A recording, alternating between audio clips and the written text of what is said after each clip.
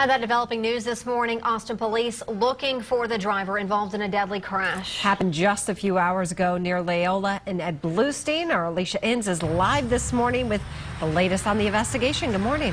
Hey, good morning. Yeah, this area on the road out here closed for a little bit. They actually were diverting traffic around.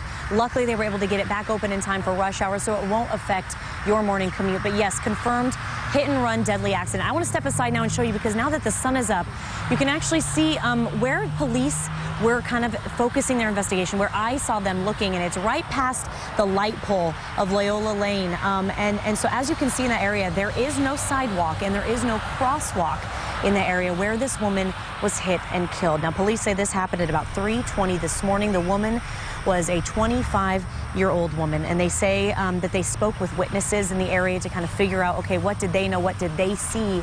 But police were not releasing a description of the car that was involved in this crash just yet.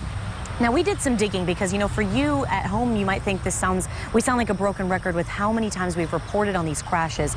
This is the 5th crash involving a pedestrian in just a week's time. Police say the early morning hours, the darkness could really play a big factor here. One of the things I have noticed just on this stretch of highway, that it is a really dark stretch of roadway. And so that's something that I'll take back with my chain of command and see what we can do to improve the lighting structure on this particular roadway. Now, this might be a long time coming because safety along this stretch of road has been a big concern for drivers and pedestrians. You might remember back in November, actually, 18-year-old Jermaine Dillard, he was a senior at LBJ High School.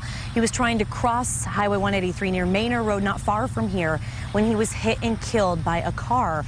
Well, police say Dillard didn't use a nearby pedestrian bridge that was built, and instead he made his way onto the road after passing through a large gap in the fence. His family actually was urging TxDOT to fix the fence in that area. But that, along with a lot of the stuff we've been reporting on lately, where these pedestrians in the roadway, and even for the drivers, it is just a word of caution as you head out the door to maybe not take those extra risks. If you can use a crosswalk, use it. Always be alert, especially if you're driving in the dark, just to keep your eyes aware of what's around you, just because it's so heartbreaking to report on these crashes. And I know if they're preventable, then police, TxDOT, they want you to prevent these accidents from happening.